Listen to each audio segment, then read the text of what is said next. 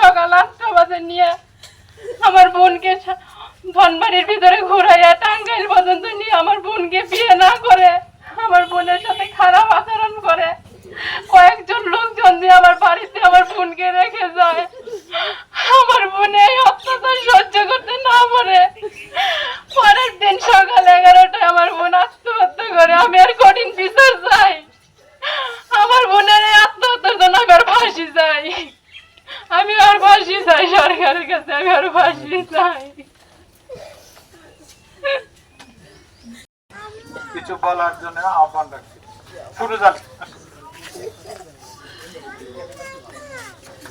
শান্ত দিনের 8টা সময় যায় সারাদিন ঘুরাইছে মধুর দিয়ে টাঙ্গাইল দিয়ে ঘুরাইয়া গন্ধের আইনা খারাপ ব্যবহার কইরা ফেরে ধাইয়া মুখামুখি কইরা বাড়িতে পাঠাইয়া দিছে অন্য 6-7 মাসের কাছে দিয়ে। তারপর একদিন সকাল 10টা আমার মেয়ে এই দোকান বন্ধ করি ফাঁসি দিয়া।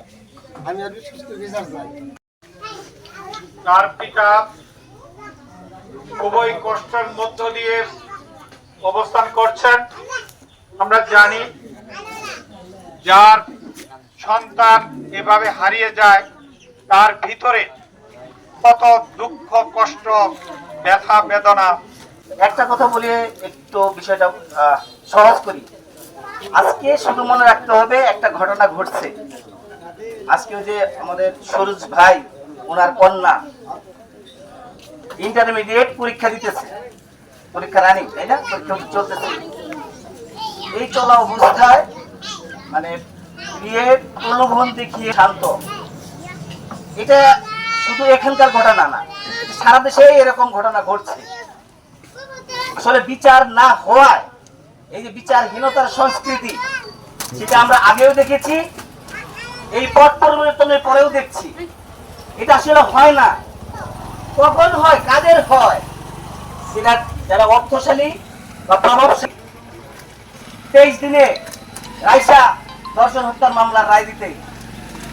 আবার আমরা যে বারুইপাড়ার কথা যদি বলি, সেই মারিয়া ফেব্রুয়ারিতে ঘটনা ঘটেছে, এই 5 মাসে এখন পর্যন্ত ওটার কোনো বিচার হয়নি।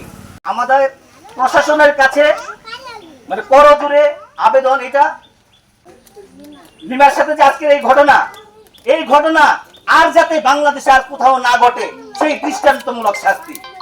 আজকে যদি ওটা না হয়, আমরা বারবার এরকম করে মাসে 1-2 করে মানববন্ধন করব, তারপরে বিচারের বা নিয়ে নিবৃত্তে কাজে সেটা চলে যাবো, আমরা দেখতে পাবো না। প্রিয় বন্ধুরা, আপনারা যদি, বিশেষ করে ধুপের কোলবাসী, আপনারা যদি না জাগেন, আমরা এভাবে বলে লাভ হবে না। আমার বাসটি কালকে 8টার সময়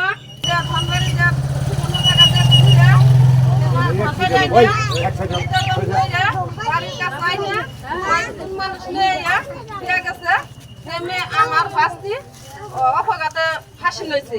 তার জন্য শান্তর বিচার চাই, ফাঁসি চাই। এ পর্যায়ে বক্তব্য রাখবেন শশী কুমার ত্রিপুরা। যে আত্মত্যাগ, এইটা আমরা জানি এবং সেটা বুঝি।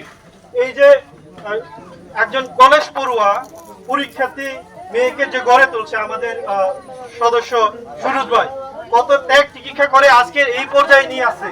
কিন্তু আমরা দেখছি কি যে হচ্ছে কিছু বখাতে ছেলে, এই যে মারুফ হোসেন শান্তর মতো বখাতে ছেলে এইসব মেধাবী ছাত্রীদেরকে বিভিন্ন প্ররোচনা করে। ফাঁসি চাই, ফাঁসি চাই, দিতে হবে, দিয়ে দাও। ফাঁসি চাই, ফাঁসি চাই, দিতে হবে, দিয়ে দাও। মারুবেন ফাঁসি চাই, বিনা হত্যার ফাঁসি চাই।